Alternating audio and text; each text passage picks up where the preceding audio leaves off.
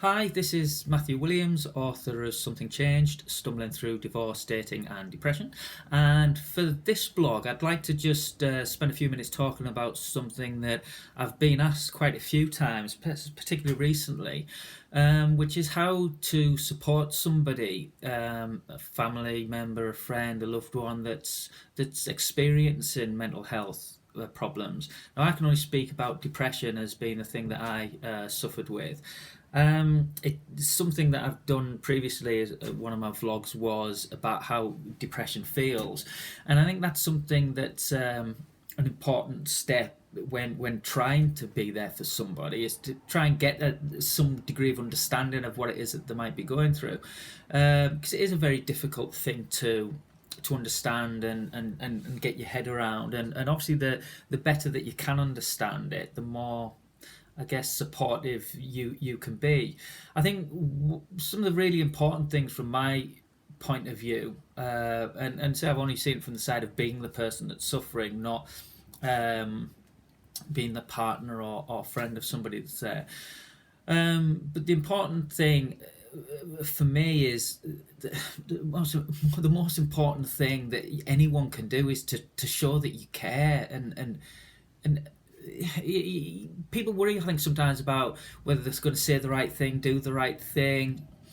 Um, but say the most important thing is that you care and that you're there and that you want somebody to get better, and to know that you're there for them, really. And I think sometimes it's difficult because when we are wanting to support somebody, you want to be able to take away what they're going through, and get them better. And I think one of the frustrations is, mate, you can't do that. All you can do is be there for somebody, and support them as well as you can. But ultimately,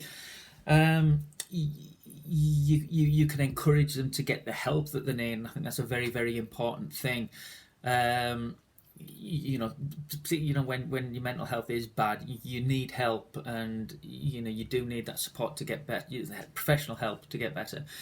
Um, so not putting all the pressure on yourself as the friend, the family member, the partner, as to feeling that you have to make that person get better or do something to get them better, because ultimately, it's a very big ask, and it's a difficult thing to recover from. As I say, it does require professional help. So, recognizing the limit of what you can do, and it's in not feeling bad yourself about not being able to do more, because that can be very, very frustrating. And I think understanding that as well, when you're offering that help and support and being there for somebody, and that when they are struggling badly with mental health, they can't necessarily show that they appreciate it, or they might respond in a way that isn't what you would want or expect when you're offering to be there for somebody.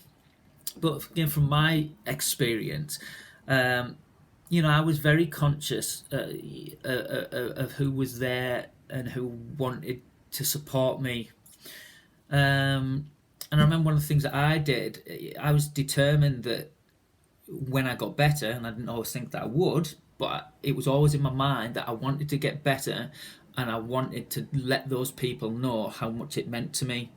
The little things that they did sometimes, just people from work that maybe I wouldn't have expected to, that sent me a message that said, I hear you're struggling, and I hope to see you soon. I hope you get better. It's a little thing, but it means a massive deal, that people haven't forgotten about you, or they haven't kind of deserted you because you have a mental health problem.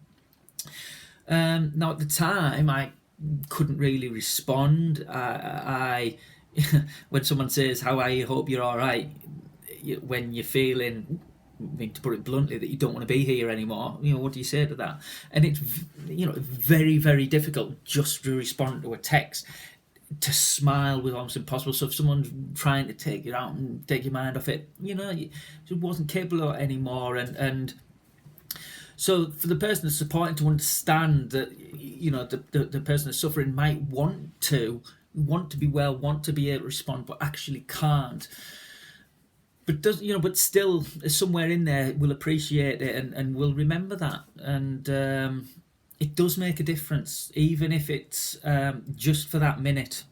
makes a difference to know that there's someone there that cares.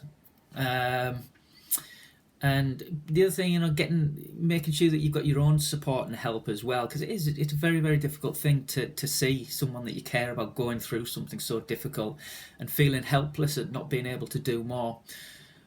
Like I said, be there, show that you care, try and get them to get the help they need. Um, Checking on them every once in a while. Don't be offended if you don't get a message back. Um, and yeah, I think sometimes that's the best and most important thing that you can do. Anyway, I hope that helps, and look forward to speaking with you all again very soon. Bye bye.